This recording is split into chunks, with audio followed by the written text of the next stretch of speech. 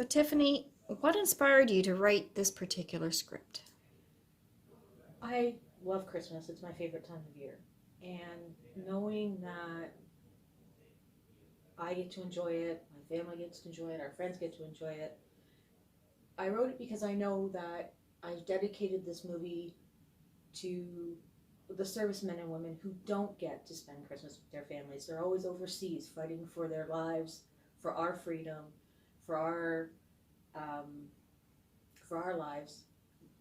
They're over there and we're over here enjoying all this life, and they don't get to see us very often. They don't get day passes. They don't get to write home as often as they should. They don't get to call home necessarily. So I wrote this movie to reflect on them so that they can get the recognition and enjoy Christmas just as much as I do. So, Tiffany, can you please outline the challenges, obstacles, problems, or any hurdles that you faced with this particular story? With this case, I don't know any military members personally. So when it comes to writing, I was just writing what I was thinking in my head, and I've never been to Colorado, so I was just putting a scene in there.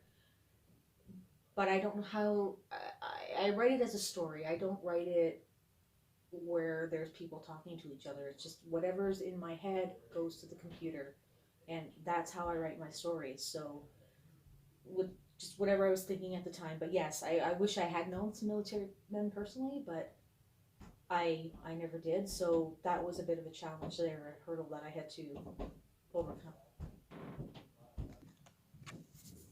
Tiffany, if your script is optioned, who do you have on your casting list wish and why? Well, if this particular script is optioned, I chose a variety of people to put on there. Matthew McConaughey, Matthew Gay Gubler, Ryan Pavey, Steve Lund, Brooke Dorsey, and Candace Cameron Bure.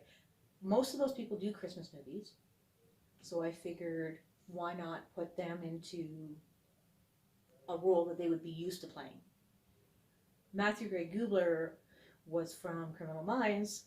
He may not be used to doing a movie like this, but he would fit one of the characters in the script itself. I just gave a group name of people because I didn't really ever see myself actually having my screenplays optioned or ever being produced to be put on even TV.